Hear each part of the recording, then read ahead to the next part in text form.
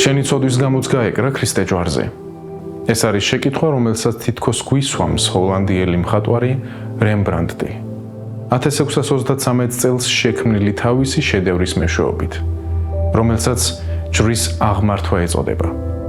ნახატის ცენტრში გამოსახულია თუ როგორ აღმართავენ ჯვარს, რომელზეც იესოა გაკრული.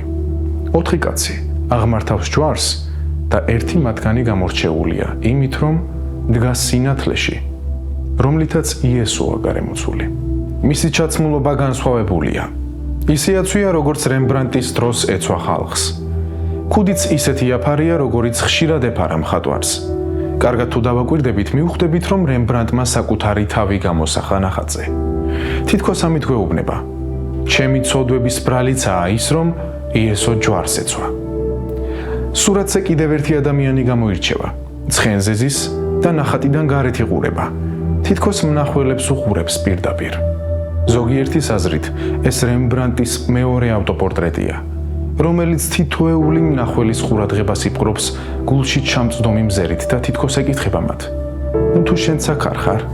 პავლე მოციქულიც ასე ფიქრობდა, ჩვენც ასე უნდა ვიფიქროთ.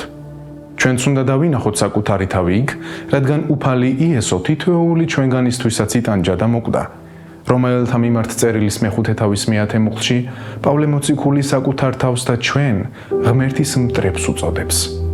მიუხედავად იმისა, რომ ჩვენმა ცოდვებმა ჯვარს აცვა იესო, მისმა სიკვდილმა ღმერთთან შეგვარიგა. მაგრამ ღმერთი თავის სიყვარულს ჩვენდამი ამტკიცებს იმით, რომ ქრისტე მოკვდა ჩვენთვის, როცა ჯერ კიდევ ცოდვილნი ვიყავით. ჩვენც რემბრანდტის და პავლე მოციქულის მსგავსნი ვართ. ჩვენც გვჭირდება პატიება.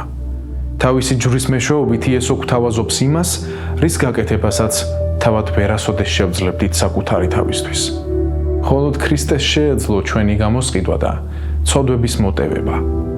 ქრისტემ მოგცა შესაძლებლობა იმისა, რომ ახალი ცხოვრება დაგვეწყო მასთან ერთად.